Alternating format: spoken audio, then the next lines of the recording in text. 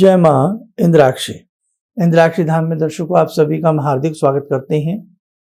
आज के दिन जिन जातकों का जन्म दिवस है, मैरिज एनिवर्सरी है, उन सभी को हमारी तरफ से बहुत बहुत शुभकामनाएं। आज हम ऐसी बात करने वाले हैं जो शायद आपको थोड़ी अटपटी लगे और अच्छी भी ना लगे, लेकिन योग है, बताना पड़ता है। दवाई मीठी हमेशा नहीं होती, कड़वी भी होती है। अगर कुछ योग इंसान की हथेली में हो जातक की, तो वो कलंक का शिकार हो सकता है। कई बार व्यक्ति के ऊपर बहुत बड़ा आरोप लग जाता है, बहुत बड़ा कलंक लग जाता है, और कई बार तो ऐसा कलंक लगता है कि व्यक्ति किसी को अपना मुंह तक नहीं दिखाने लायक रहता। कई बार उसकी अपनी गलती भी होती है तो वो बच जाता है, और कई बार उसकी गलती नहीं भी होती है तो उस पर कलंक लग जाता है। ऐसा आपने भी अनेकों बार ऐसी बातें सुनी होंगी। कई बार कहते हैं ना, निर्दोष व्यक्ति दोषी ठहराया जाता है, और कई बार दोषी व्यक्ति कॉलर झाड़ते हुए निर्दोष हो जाता है, कुछ नहीं बिगड़ता उसका। ग्रह बलवान है तो गधा पहलवान है। ऐसी ही कुछ चर्चा आज के इस अंक में होने वाली है। आप पूरे अंक को ज्ञानवर्धन के हिसाब से जरूर सुनिएगा। आइए आज का पंचांग देखते हैं। 23 मार्च सन 2022, दिन बुधवार, कृष्ण पक्ष, संवत 2078, तिथि षष्ठी, नक्षत्र अनुराधा, राहु काल 12 से 1:30, दिशा सूर्य उत्तर पूर्व दिशा। ईश्वर ना करे किसी की हथेली में इस प्रकार का योग हो। बहुत ज्यादा नहीं बताऊंगा, समझा दूंगा आपको सारी चीजें कम समय में, आप समझिए। हमने सूर्य रेखा की बात की, प्रसिद्धिगामिनी रेखा। जिस रास्ते से प्रसिद्धि आती है उसी रास्ते से कुसिद्धि की भी प्राप्ति होती है।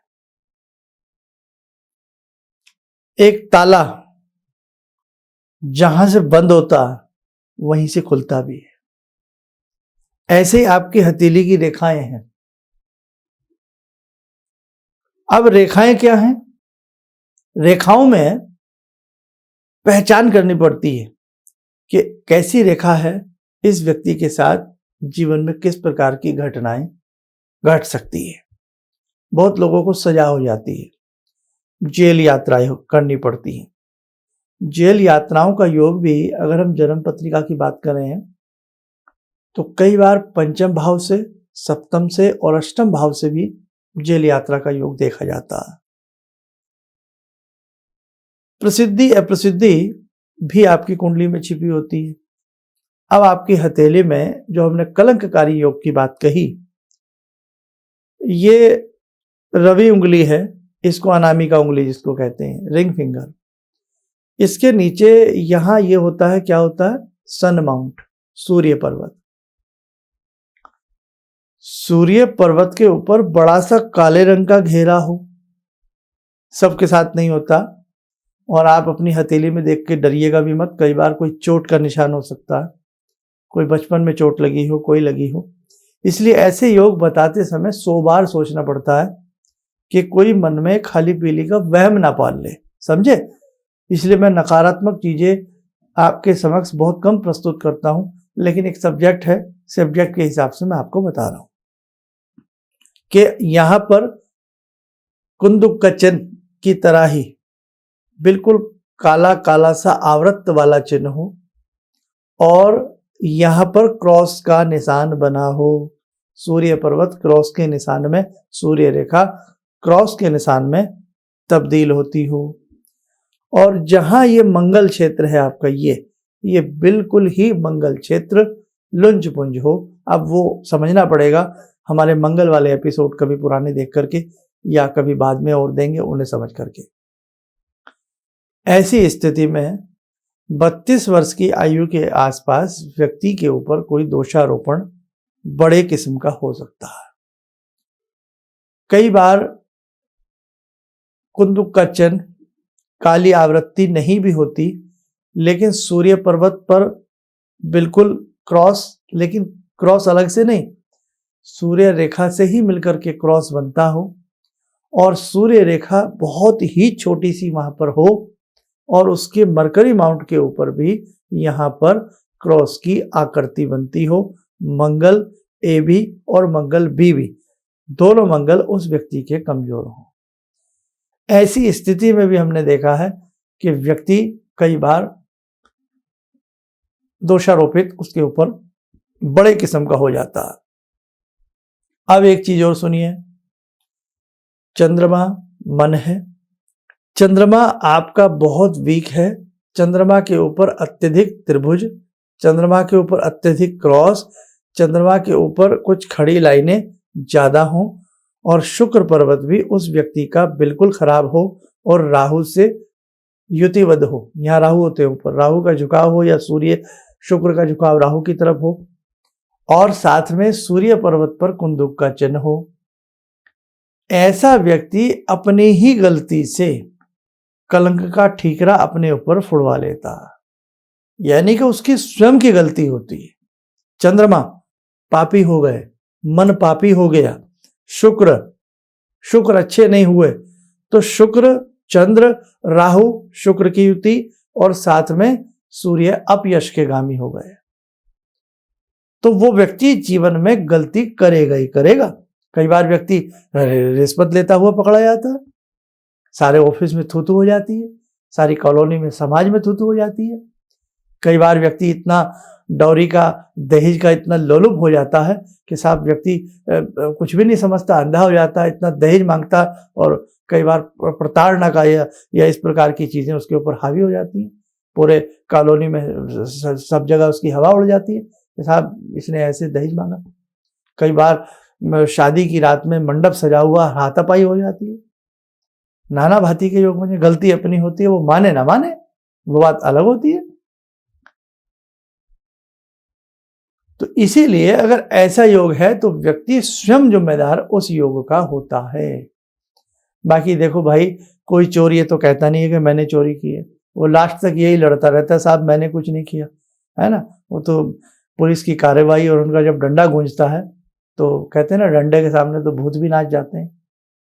तो ये योग इंसान की हथेली में जब होता है तो अच्छा नहीं होता। ऐसे ही जन्म पत्रिका का पंचम भाव खराब ग्रहों से युक्त हो और ऐसे ही उसका लगन भी खराब ग्रहों से या अच्छी स्थिति में ना हो, तो भी हमने देखा है कि कई बार व्यक्ति कहीं ना कहीं दोषारोपण का शिकार उसके ऊपर स्वयं की वजह से, स्वयं की गलती से उसके ऊपर हो जाता है। अब यही एक रीजन है कि कई बार बहुत से बच्चे घर में चोरी करने लगते हैं, माता पिता से झूठ बोल करके पैसे ले जाते हैं, शायद कोई ट्यूशन के बहाने, कोई किसी बहाने। हाँ, बड़े अजीब अजीब केस कई बार सामने आते हैं। कई बार बच्चा घर में ही चोरी करने लगता। तो ये सब क्या है, कहीं ना कहीं गलतियां हैं ना, कुंडली में कोई कमी है या हथेली की रेखाओं में कोई कमी है। यही कारण है कि वक्त रहते ऐसे बच्चों की कुंडली बनवाई जाए या उनके हाथ की रेखाएं वक्त रहते किसी मर्मज्ञ को दिखा ली जाए, तो उसकी रोकथाम हो सकती है। अब जैसे सूर्य पे हमने कुंदुक का चिन्ह बताया, या आप ऐसे समझ लें मोटी भाषा में, आपकी कुंडली में सूर्य के साथ राहु बैठ गए तो क्या होगा, सूर्य ग्रहण दोष होगा। चंद्र के साथ राहु बैठ गए तो चंद्र ग्रहण दोष होगा। तो कम से कम हम चंद्रमा की पूजा करें, चंद्रमा को बलिष्ठ बनाएं, हम सूर्य को बलिष्ठ बनाएं, सूर्य देवता को जल दें। और जब जब आपकी जन्म पत्रिका में सूर्य के साथ राहु की अंतर्दशा आएगी या राहु की महादशा के साथ सूर्य की अंतर्दशा आएगी, तो उस वक्त सावधानी की अत्यधिक आवश्यकता है। तो वो आपके जो ज्योतिष हैं वो आपको बताएंगे कि भाई इस वक्त में आप ऐसा उपाय कर लेना, या ये मंत्र पढ़ लेना, या ये दान कर लेना। इसलिए इन मायनों में कई बार अपना वक्त रहते हाथ दिखाना आवश्यक हो जाता है और कुंडली बनवानी या दिखानी आवश्यक हो जाती है। तो समझता हूँ आज के सब्जेक्ट को थोड़ा सा ध्यान से समझेंगे तो समझ में कुछ ना कुछ आपके जरूर आएगा। आइए, समय हो चला आज की ध्यान साधना का। आज की ध्यान साधना में जोड़ते हैं भगवान श्री राम से। ओम रामो राजमणि सदा विजयते, रामं रमे संभजे, रामेण विहता निशाचर चमू, रामाय तस्मै नमः। रामानास्ति परायणं परतरं, रामस्य दासोऽम्यहम्। रामे चित्तलया सदा भवतु मे भो राम मामुद्धर। राम रामेति रामेति रमे रामे मनोरमे सहस्रनाम तत्तुल्यं राम नाम वरानने। आदो राम तपोवनं दिगमनं हत्वा मृगं काञ्चनं वैदेहीहरणं जटायुमरणं सुग्रीवसंभाषणं बाले निग्रहणं समुद्रतरणं लङ्कापुरे दाहनं पश्चात् रावणकुम्भकर्णहननम् एतद्धि रामायणम्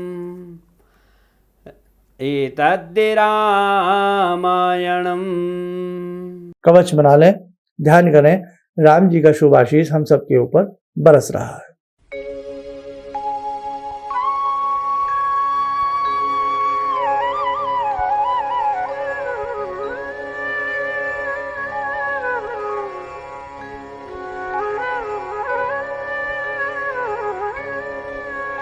ओम बोलते हुए नेत्र खोलें, सामान्य हो जाए। देखो साधकों, आप देश विदेश में कहीं भी रहते हैं और बहुत लोगों का मुलाकात का हमसे मन होता है, तो अभी हम अपने कार्य क्षेत्र में थोड़ा सा व्यस्त हैं, बिजी हैं, तो इस समय आपकी किसी भी प्रकार की कोई समस्या है तो उसके लिए टेलीफोनिक अपॉइंटमेंट की सुविधा हमारे यहाँ चल रही है। वो सुविधा आप हमारे यहाँ से प्राप्त कर सकते हैं।